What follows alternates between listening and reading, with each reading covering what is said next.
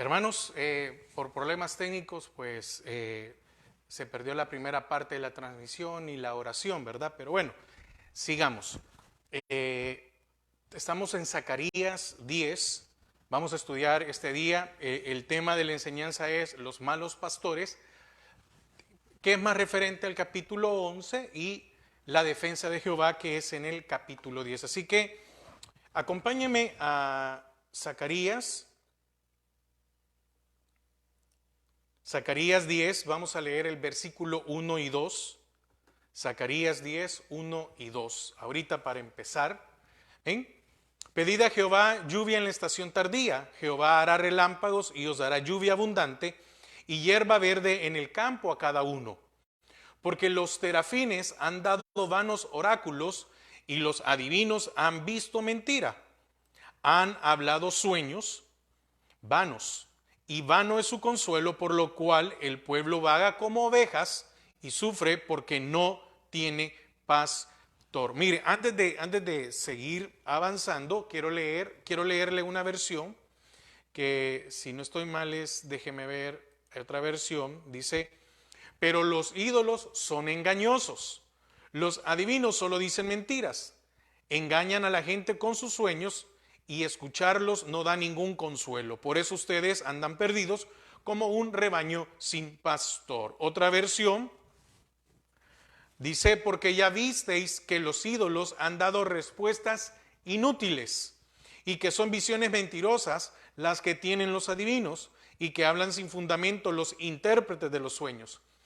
Donde vanos consuelos por este motivo fueron vuestros crédulos padres conducidos al cautiverio como un rebaño, y afligidos, pues estaban sin pastor. Amén. Entonces volvamos a, yo estoy volviendo a la versión 60, que es el que utilizo para compartir. Fíjese que los versículos 1 y 2 de Zacarías 10 son un preámbulo de un mensaje de ánimo y de consuelo. La influencia de la idolatría en el pueblo era palpable y en muchas ocasiones se vieron arrastrados por creencias paganas. Muchas ocasiones, el Señor se los dijo antes.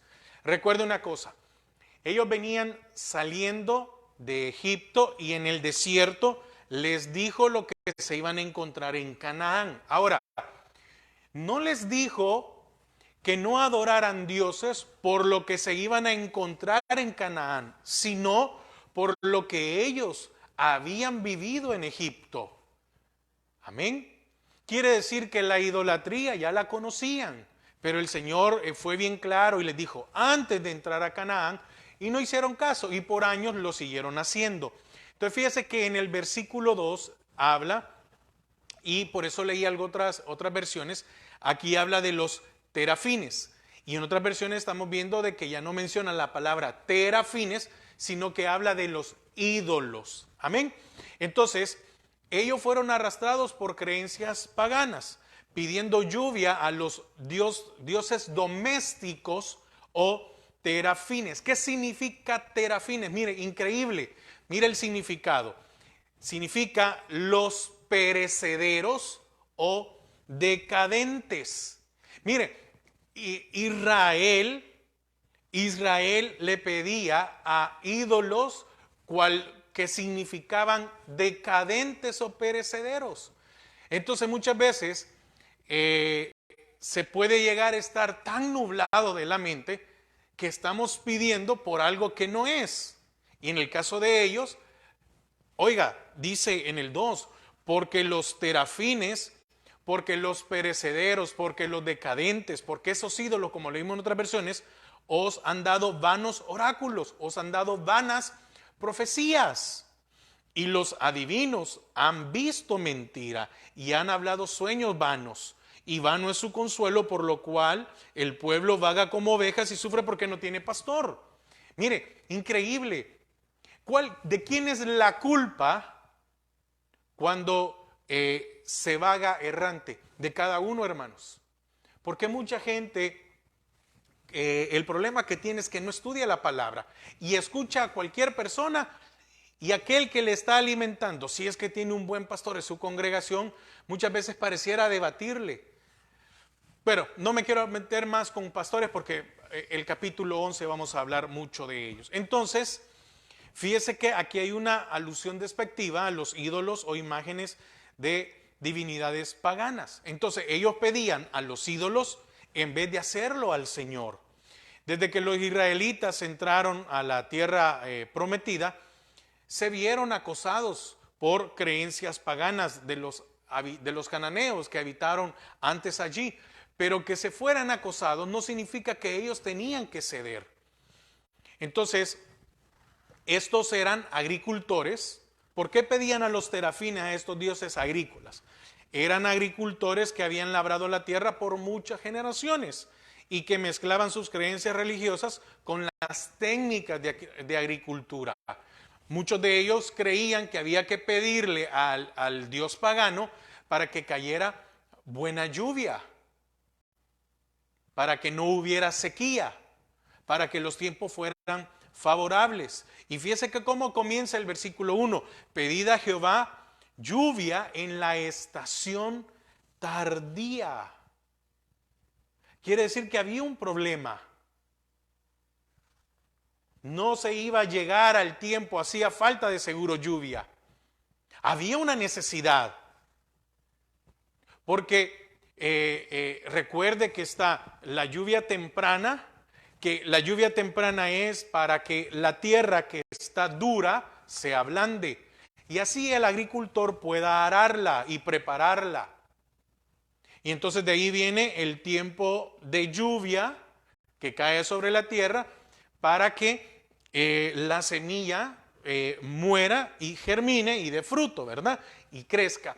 Y la lluvia tardía, que no puede ser una lluvia muy fuerte, sino que es una lluvia medida, es la que le da como el último impulso a las plantas o a lo que se ha sembrado para que madure por completo.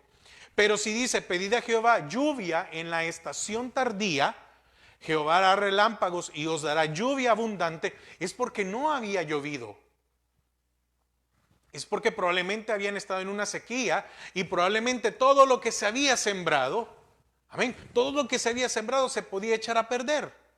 Dice, y os dará lluvia abundante, oiga, y hierba verde en el campo a cada uno. Entonces esto nos da a entender que había una sequía, porque, mire, mientras haya lluvia, ¿cómo está el campo? Verde. Y entonces dice en el 2, porque los terafines han dado vanos oráculos. Entonces, ¿qué pasó? Que habían mezclado las creencias, había un sincretismo. Sincretismo es cuando usted revuelve, junta lo espiritual con lo pagano y hace uno, ¿verdad? Entonces, si las cosechas no eran buenas, si la lluvia no caía a tiempo o era escasa, acudían a los terafines, acudían a estos dioses. Oiga, y el nombre de los terafines es perecederos o decadentes.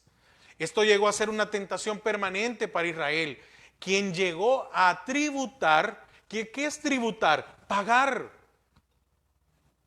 Porque ¿qué es tributo? Llevar. Mire qué tremendo. Tributo es un impuesto. Hermanos, el diezmo no es impuesto, pero a los dioses paganos había que pagarles.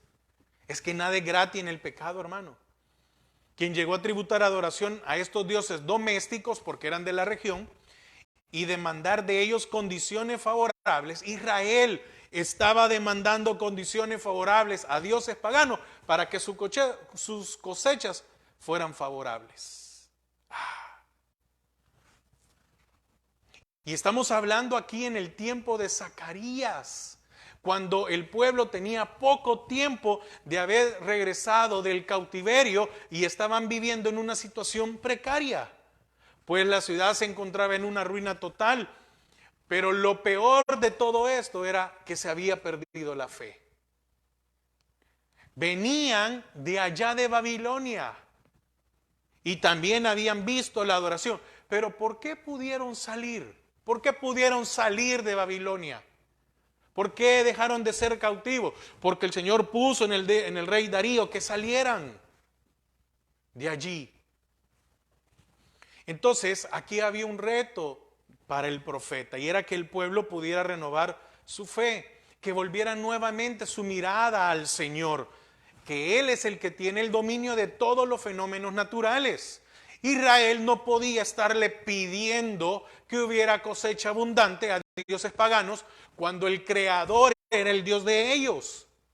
Usted no le puede estar poniendo su confianza o pidiendo cosas a cosas que son perecederas, sino a aquel que es el creador de todo. Entonces, viene la palabra, le pedimos al que tiene el poder o el dominio sobre los fenómenos naturales. Entonces, pedid a Jehová la lluvia tardía, pedid a Jehová la lluvia de la estación tardía, dice, ¿verdad? Entonces, recuerde que la lluvia tardía tenía un efecto multiplicador. Normalmente en esta región se producía en los meses de marzo y abril y servía para madurar el grano, y su llegada era casi milagrosa, que casi no llegaba, pero caía esa lluvia ahí. Por eso, amén, hacía germinar o abundar el grano.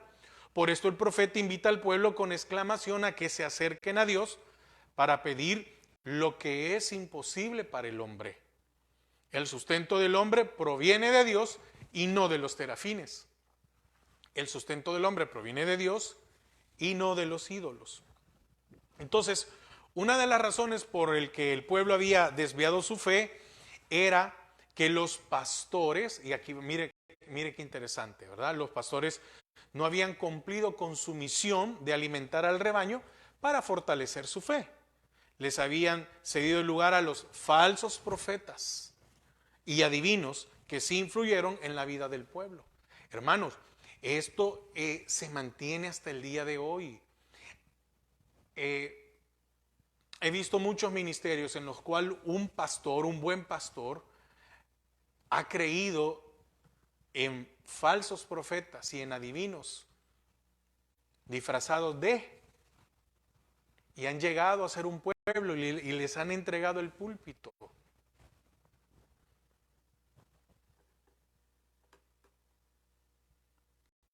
¿Por qué cree que en Misión Cristiana Judá, Misión Cristiana Judá, somos bien celosos en esa parte? Si usted se da cuenta, independientemente de las iglesias de Misión Cristiana Judá, predican los mismos. Para eso el Señor ha levantado a un pastor, porque el pastor es el encargado.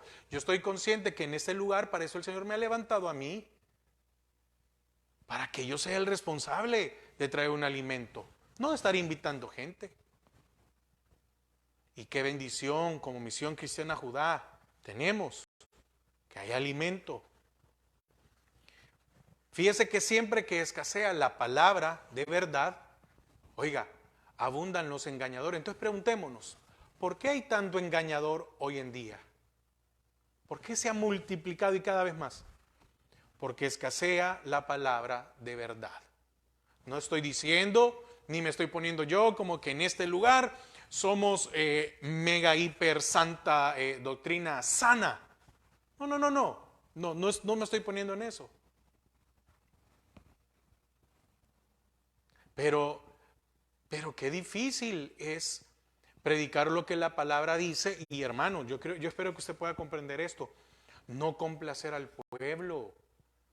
Porque cuando un pastor se dedica a complacer al pueblo, se le hace un desorden.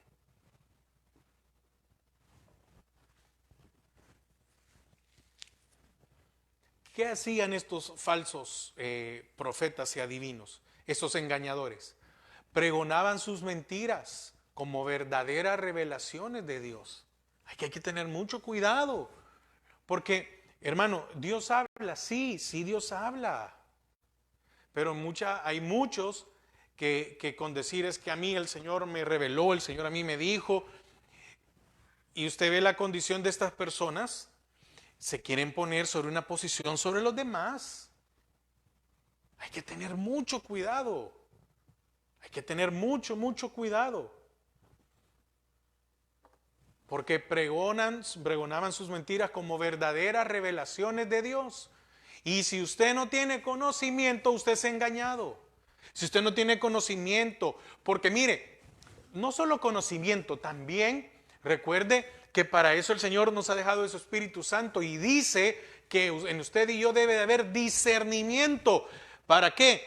Para ver si tenemos del mismo Espíritu, si el Espíritu Santo está en él, como el Espíritu Santo está en mí.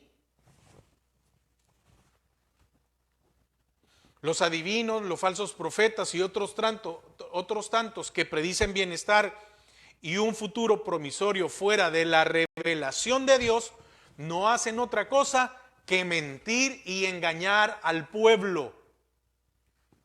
Es que mire, vivimos en un tiempo en el cual la gente anda buscando en donde se les diga, donde se les predica, que quieren prosperidad, que quieren un montón de cosas. Hay cuánta gente quiere prosperidad, quiere vivir bien, pero no quiere ir a trabajar. ¿Y cómo va a haber una prosperidad en alguien si no trabaja? Porque hay una ley humana, hay una ley, o mejor dicho, una ley divina para el humano. ¿Sí? El trabajador o el obrero es digno de su salario. Entonces muchas veces queremos alcanzar o queremos cosas y no hacemos ningún esfuerzo para llegar a ellas. Aquellos que predicen un bienestar y un futuro promisorio fuera de la revelación de Dios, mienten, engañan al pueblo, que a la falta de una verdadera autoridad espiritual, y ese es el problema, cuando el pastor en un ministerio no tiene esa autoridad, el pueblo como esa iglesia y todo se van por falsas doctrinas. Entonces, recuerda que estamos viendo lo que estaba pasando aquí con Israel, pero también esto, lo que pasa, mire, es una profecía que hasta el día de hoy se está cumpliendo. Entonces, las consecuencias de la carencia de una autoridad espiritual con vocación pastoral, ¿qué quiero decir con esto? Que para el ministerio hay que ser llamado, tiene que haber un llamado de Dios. No solo es un sentimiento. ¿Por qué? Porque ese sentimiento, ese deseo, no nos va a alcanzar para las situaciones difíciles. Son trágicas las consecuencias cuando no hay un llamado al ministerio. ¿Cuántos hermanos se han ido al mundo porque les fue mal? Pero la pregunta es, ¿quién lo llamó? Nuestro pastor general, él comenta una experiencia que él tuvo allá en los años 80. Entonces, de un hermano, según entiendo, déjeme ver si me recuerdo muy bien, de un hermano que se va como misionero y creo que él estaba muy joven y para no irse solo el requisito, o no sé si el requisito para poder irse misionero, era que había que casarse. Entonces viene él y con la esposa, bueno, ya con la esposa, se casa y se van, y cuando regresó le cuenta al hermano pastor cómo le había ido y que le había ido muy mal, que le había salido todo mal. Y entonces, ¿cómo se llama? Le dijo no, que el Señor se había equivocado, algo así. Y entonces la pregunta del pastor fue, hermano, ¿y quién lo llamó? ¿Lo llamó el hombre para cubrir una cuota de misioneros? ¿O lo llamó el Señor como misionero? ¿Quién lo llamó? Mire, la misericordia en la vida de este hermano es que después de toda esa experiencia no se fue al mundo, como muchos les ha pasado. A muchos los han puesto como pastores y no tenían el llamado, y lo que pasó fue que al final, ¿saben qué? Allá están en el mundo. Conozco de mucha gente, mire, es triste, y déjeme decirle, lo que le voy a decir ahorita es bien triste. Es muy triste saber que hay mucho que fue ministro del Señor, cantando hoy, cuando cantaban y dirigía la alabanza del Señor, hoy cantando en un bar.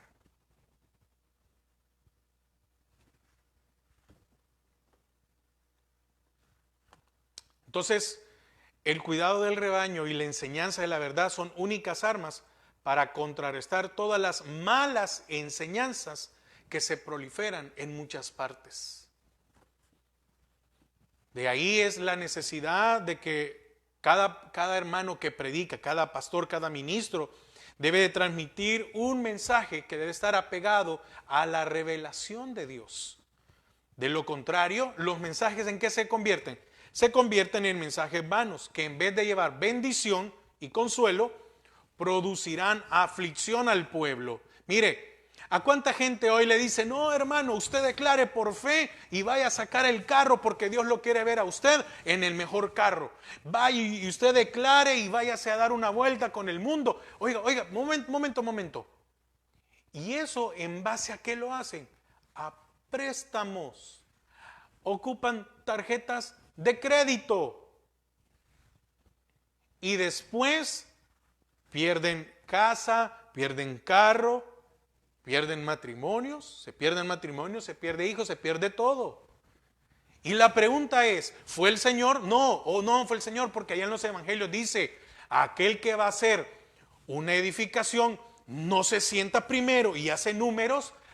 Entonces ¿a qué nos manda el Señor? A decir que antes de hacer un proyecto, el que sea, me debo de sentar para ver si hay números, si lo que tengo me va a dar, porque si no me va a dar, me va a ir mal. Pero si yo vengo y le digo, no hermano, es por fe, compre la casa y no tiene para pagar la cuota, va a perder lo que invirtió y se va a quedar en la calle. ¿Y cuánta gente se ha enfermado cuando lo ha perdido todo? Bueno, mira, apenas vamos con el versículo 2, versículo 3.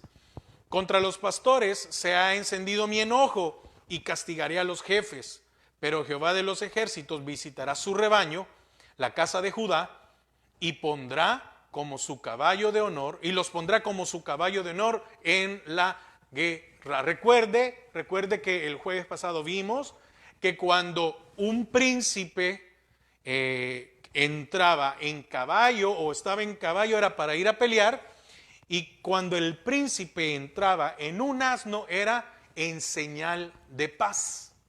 El Señor Jesús llegó a Jerusalén como en señal de paz. Entonces, aquí en el versículo 3 dice, contra los pastores se ha encendido mi enojo. Jehová dicta una sentencia contra los pastores inútiles que no han cumplido con su función de alimentar y fortalecer al rebaño. Serán castigados también los dirigentes, amén, los que están como auxiliares, ¿verdad? Aquellos que denominados machos cabríos, que eran los que iban delante del pueblo practicando toda clase de inmundicia, amén. Sí, porque mire, esto del macho cabrío también se ocupaba en lo pagano y tiene un montón de cosas, hermano.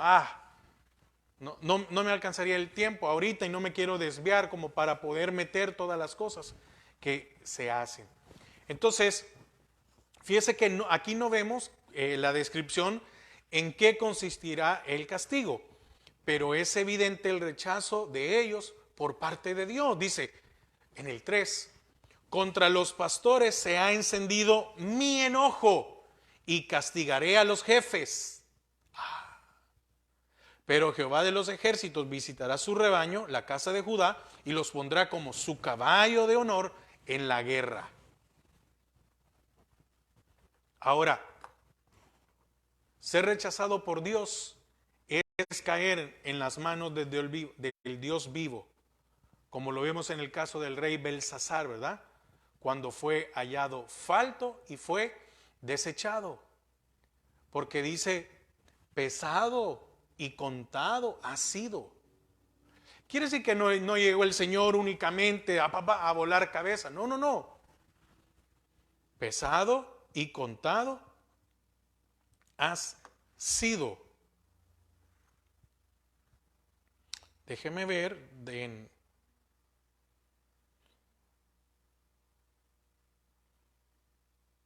en Daniel 5.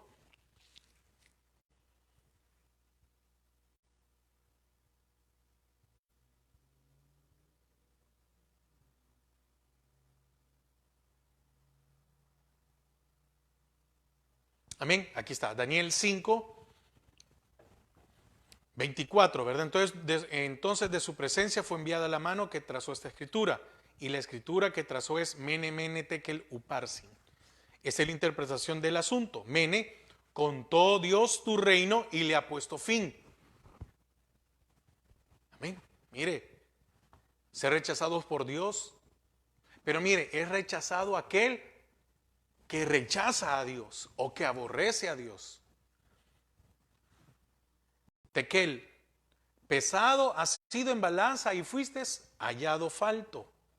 Pérez, tu reino ha sido roto y dado a los medos y los persas. Ha sido pesado en balanza. Oiga, fíjese que el Señor es justo. Ha sido pesado en balanza. No fue como, al tanteo. No, no, no. Ha sido pesado en balanza. Amén. Bueno, volvamos a Zacarías 10. Amén. Ahora dice y termina, y los pondrá como su caballo de honor en la guerra. Entonces, el corcel en la batalla es símbolo de victoria. En este caso representa la victoria de Jehová sobre los pueblos enemigos y la exaltación del pueblo de Israel. Amén. El caballo o corcel en la batalla es símbolo de victoria. Y los pondrá como su caballo de honor en la guerra. Entonces, Israel será exaltado y honrado por Dios mismo como un elegante, imponente caballo o corcel frente a una caravana de la victoria encabezada por el mismo Jehová de los ejércitos, como aquel que ha vencido y regresa con honores de una batalla. Amén. Versículo 4. De él saldrá la piedra angular, de él la clavija, de él el arco de guerra, de él también todo apremiador. Y serán como valientes que en la batalla huellan al enemigo en el lodo de las calles y pelearán porque Jehová estará con ellos y los que cabalgan en caballos serán avergonzados. Ahora, volviendo otra vez al versículo 4, y es en el que me quiero quedar ahorita, dice, de él saldrá la piedra angular, 1, de él la clavija, de él el arco de guerra, de él también todo apremiador. Aquí vemos 4 figuras para ilustrar la restauración total de Israel. Primero habla de la piedra angular. Era una piedra generalmente maciza y pesada que se usaba en el fundamento para unir 2 paredes. Es símbolo de seguridad. Y en el Antiguo Testamento se usó siempre para designar a los gobernantes. Solo déjeme buscar rápidamente un texto.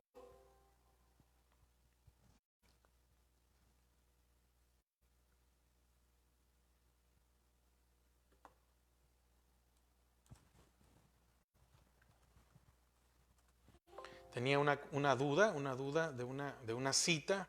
Perdone que...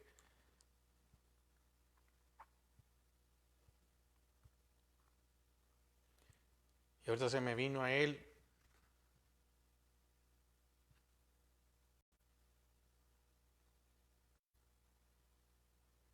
Oiga, primera de Pedro 2:6 dice, por lo cual también contiene la escritura. Y aquí pongo en Sión la principal piedra del ángulo, escogida, preciosa, y el que creyere en él no será avergonzada. Y en el 2:7 dice, para vosotros, pues los que creéis, él es precioso, pero para los que no creen, la piedra que los edificadores desecharon ha venido a ser la cabeza del ángulo, piedra de tropiezo y roca que hace caer, porque tropiezan en la palabra, siendo desobedientes, a lo cual fueron también destinados. Amén. Entonces, de él saldrá la piedra angular. Está hablando de Cristo, ¿verdad? Entonces, la estaca o la clavija, como dice aquí, ¿verdad? Ahora, recuerde una cosa. Dentro de las tiendas de campañas orientales se colocaban estacas o clavijas sobre las cuales se colgaban todos los utensilios valiosos. Por haber vivido Israel en el desierto y por el tipo de vida que habían llevado, las tiendas de campaña eran comúnmente usadas. Todos estaban familiarizados con eso. Ahora, otra manera de interpretar la estaca es como el sostén de la tienda. Entonces, habían 2. Una era para sostener los utensilios dentro de las campañas orientales, los artículos valiosos o utensilios valiosos. Pero también era para sostener a las tiendas. ¿Por qué razón? Porque los vientos en esa región eran muy fuertes y para mantener una tienda de campaña segura ante la fuerza de los vientos, debe de tener unas estacas sembradas en la tierra firme para seguridad de los ocupantes. Quiere decir que a la hora que vinieran los vientos, no importa la hora, pero imagínense, estar durmiendo en la oscuridad y que la tienda saliera volando. Entonces, esto habla de una seguridad, una estabilidad.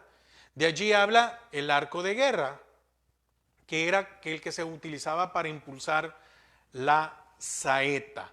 Era el arma de guerra más peligrosa. Con él se podía alcanzar un objetivo relativamente a larga distancia, ¿verdad?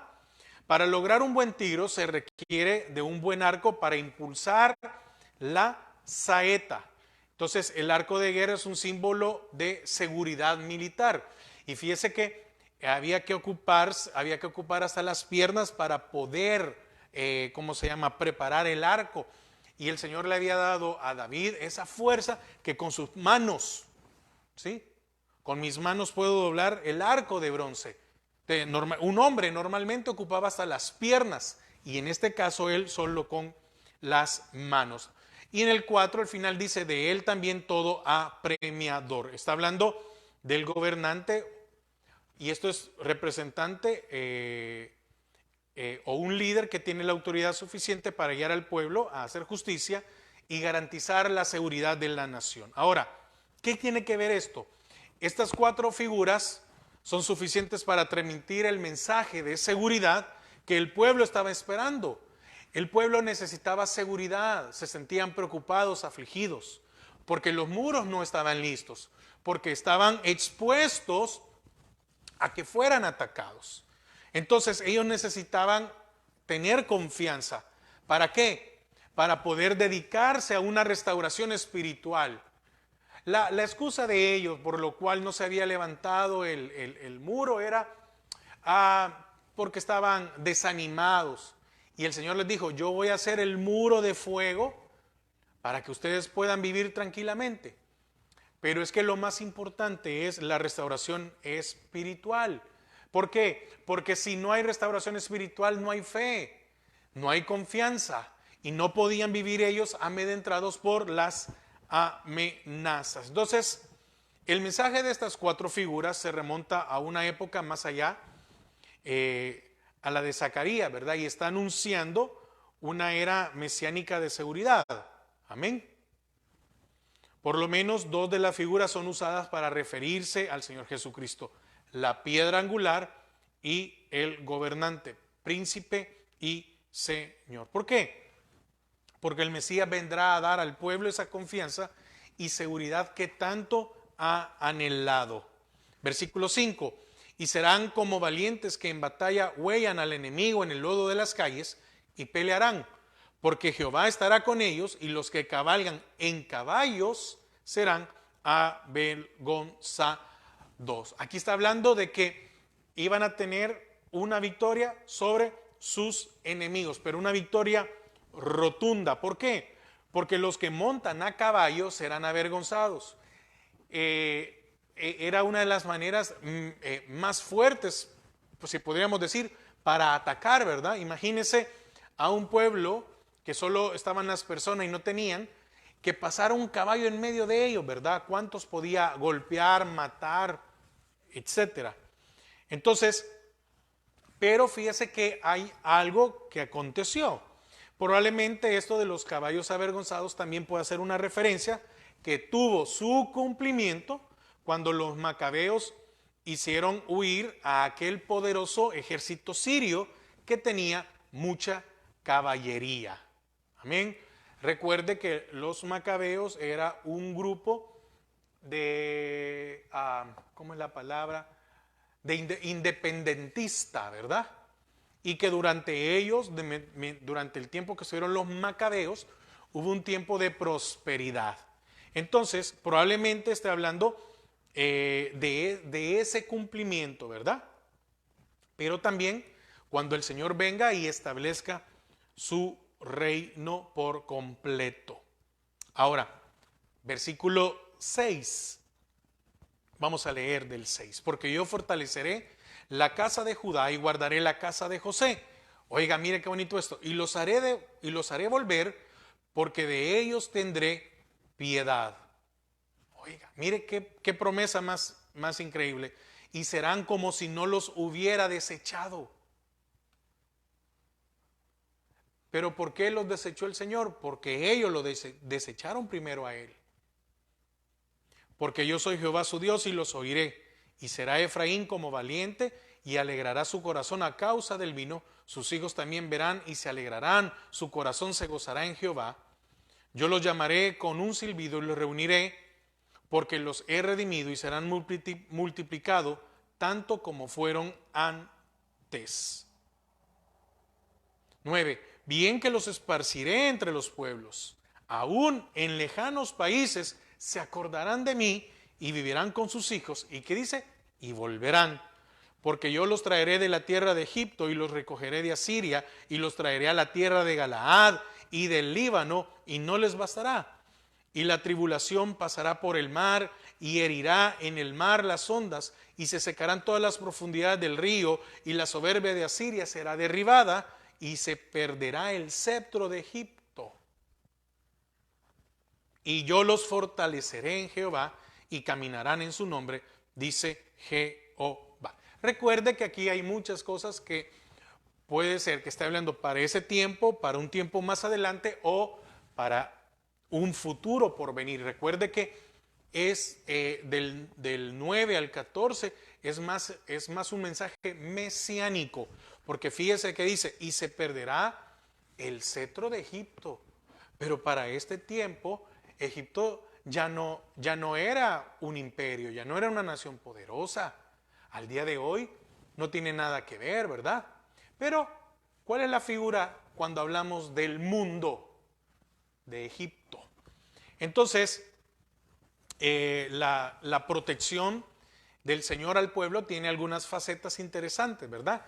Que hemos visto aquí del 6 al 12. ¿Por qué?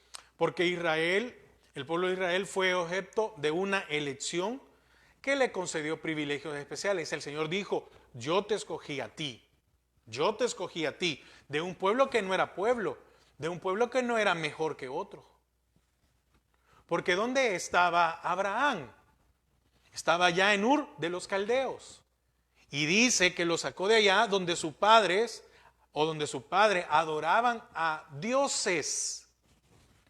Quiere decir que el Señor sacó a Abraham de una nación pagana. Y por esa razón el Señor le dijo a Abraham, vete de tu tierra y tu parentela, y te voy a dar una nación, pero el hijo que te voy a dar, yo no lo quiero que se mezcle con esas costumbres paganas, no lo quiero allí.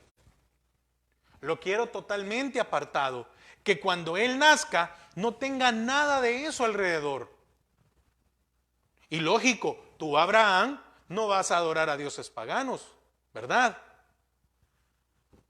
Entonces, los israelitas llegaron a ser el tesoro de Dios, pero si desobedecían, el castigo caería sobre ellos también. Amén. Y así sucedió. Fueron llevados cautivos a tierras extrañas por causa de su desobediencia.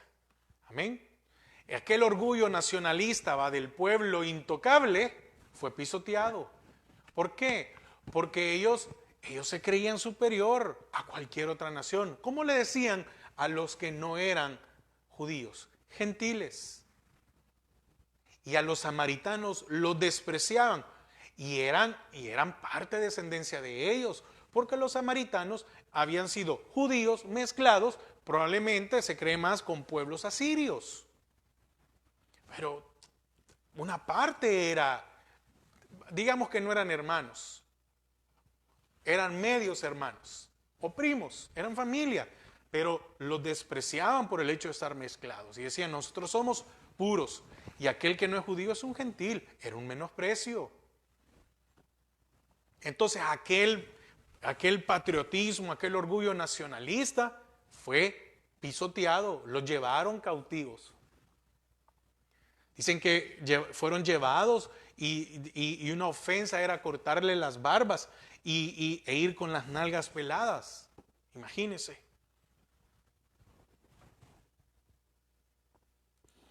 Recuérdese que gracias al decreto del rey persa Ciro, ¿verdad? Yo dije Darío, perdón, me confundí. Declarado en Isaías como siervo de Jehová, nuevamente regresan a su tierra como una débil nación. Jehová, cumpliendo su promesa como un Dios fiel, perdonador y lleno de misericordia, los hizo volver y les concedió nuevamente todos los privilegios anteriores. Ahora, una cosa, no todos los que fueron llevados cautivos regresaron. Muchos se quedaron allá en tierras extrañas. Entonces, ellos también, hay una promesa, mire, ellos también serían restaurados y volverían también a tener los mismos privilegios que tenían antes del cautiverio. El Señor está diciendo, aún aquellos que se quedaron porque allá estaba mejor que volver, a ellos los haré volver y van a tener los mismos.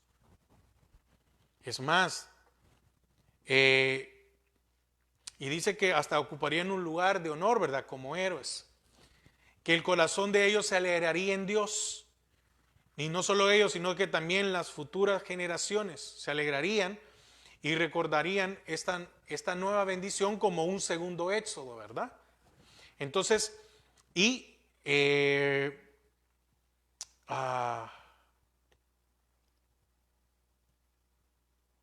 perdón, se me...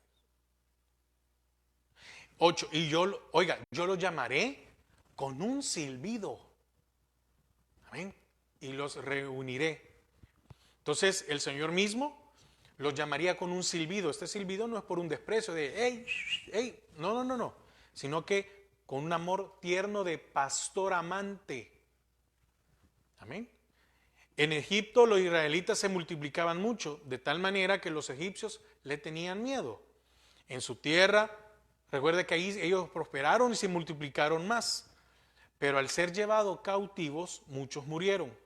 Entonces el número de los que regresaron era mucho menor, así que la promesa de Dios en la multiplicación del pueblo era un hecho deseado. Amén. ¿Qué más? Recuerde que también el regreso de una tierra de promesas, y si aún los padres no pudieron regresar, está hablando que los hijos sí harían, que serían reubicados en la tierra santa, liberados de los enemigos, representados en oiga, y aquí habla dice en el 10, porque yo los traeré de la tierra de Egipto y los recogeré de Asiria y los traeré a la tierra de Galaad y del Líbano y no les bastará. Amén. Porque habla de Asiria y de Egipto, porque fueron las dos naciones que siempre fueron sus enemigos. Entonces el Señor iba a hacer justicia a estos pueblos que iban a sentir, ¿verdad?, la justicia, estos dos pueblos, humillándolos. Y dice, y en Egipto el cetro del faraón será quitado como símbolo de humillación. Amén. Nadie iba a poder evitar el retorno del pueblo, ni el mar. Amén. Porque dice...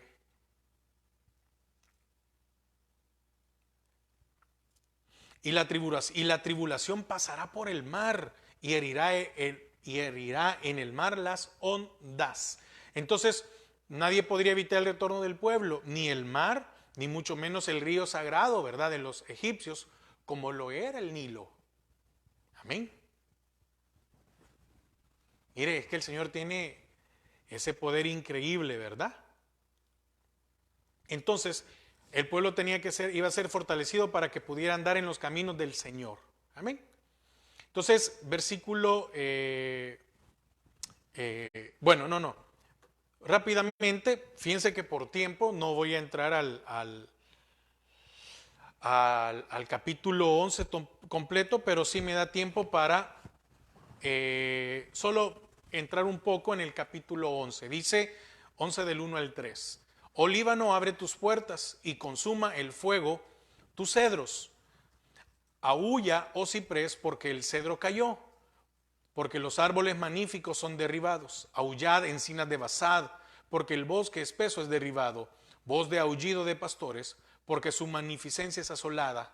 Estruendo de rugidos de cachorros de leones, porque la gloria del Jordán es destruida. Amén. Entonces solo quiero unos cuantos minutos en esto y vamos a llegar hasta ahí, porque se acabó el tiempo. Y no quería entrar de la parte del 11, del 4 al 17, porque fíjese que habla de los pastores malos o de los pastores inútiles. Y la verdad que es un tema como para desarrollar, ¿verdad? Lo vamos a dejar entonces para el otro jueves. Pero vemos aquí en estos versículos que la fortaleza que tendrá Israel será tan visible que no habrá enemigo capaz de hacerle frente. Oh Líbano, abre tus puertas y consuma el fuego tus cedros. Entonces el profeta usa la figura de los árboles para representar a los imperios con apariencia de invencible, con estos imperios de una apariencia invencibles. ¿Por qué? Porque el Líbano era famoso por los cedros, árboles de madera preciosa que a pesar de su grandeza será consumida con fuego. Esto es símbolo del juicio divino. El ciprés no iba a escapar de la destrucción. Oiga en el orden. Y va del más valioso, podamos decir al menos valioso. Consuma tus cedros, aúlla, oh ciprés. Amén. Y dice, porque el cedro cayó.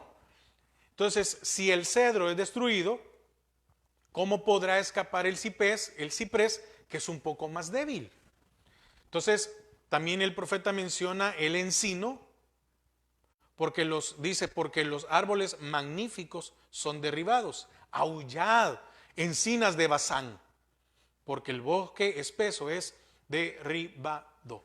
Entonces, el encino y este árbol que tiene la característica de una raíz profunda que aullará por el dolor que le sobrevendrá, dando a entender que cualquier imperio, por muy seguro y estable que esté, no podrá mantenerse en pie. Dios tiene el poder suficiente para derribarlo. Entonces, en los versículos 1 y 2, centraron su atención en los grandes imperios que habían atacado a Israel. En cambio, el 3 enfrenta su atención en el problema interno, porque oiga lo que dice ahora el 3.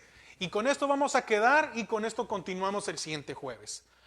Voz de aullido de pastores, porque su magnificencia es asolada. Estruendo de rugidos de cachorro de leones, porque la gloria del Jordán es destruida. Entonces el versículo 1 y 2 era aquellos, déjenme ponerlo de esta manera, tal vez me doy a entender, enemigos externos. Pero el versículo 3 hablaba de los enemigos internos, porque el Señor estaba poniendo su juicio y estaba poniendo corrección sobre todo. Porque dice, voz de aullido de pastores. El juicio estaba dirigido a los líderes nacionales, a los cuales ellos tampoco escaparían del juicio. Y en los versículos siguientes que vamos a ver la siguiente semana se detallan las razones del juicio y en qué consistiría tal castigo. Y mire, en 5 minutos no le puedo explicar todo lo que viene, pero son, si no estoy mal, 13 versículos, pero hay mucho que aprender. Entonces, vamos a quedar hasta aquí, que el Señor añada bendición a su palabra, nada más, y seguir aprendiendo. Amén. Padre, te damos gracias a esta hora, porque una vez más nos permites poder, Señor, aprender de tu palabra. Ayúdanos, así como lo vimos al principio, a no depender de aquellos ídolos, no poner nuestra confianza en aquellas cosas humanas. Gracias, Padre, porque tú dejas enseñanza en nuestras vidas para que podamos aprender. Amén y amén. Hermanos, que pasen una feliz noche, que el Señor les bendiga y hermanos, necesitamos aprender más, nos falta mucho, nos falta. Hermano, qué bendición que todos pudiéramos, mire, qué bendición fuera que todos pudiéramos tener el mismo deseo, ¿verdad? Imagínese qué pasaría si todos teniendo el mismo deseo, así como lo hablaba ya en el libro de Hechos, ¿verdad? Y estaban unánimes juntos, ¿sí? Tener ese mismo deseo y pudiéramos explicar, ¿verdad? O aprender de cada versículo de la palabra, ¿cuánto entenderíamos? Bueno, que el Señor les bendiga.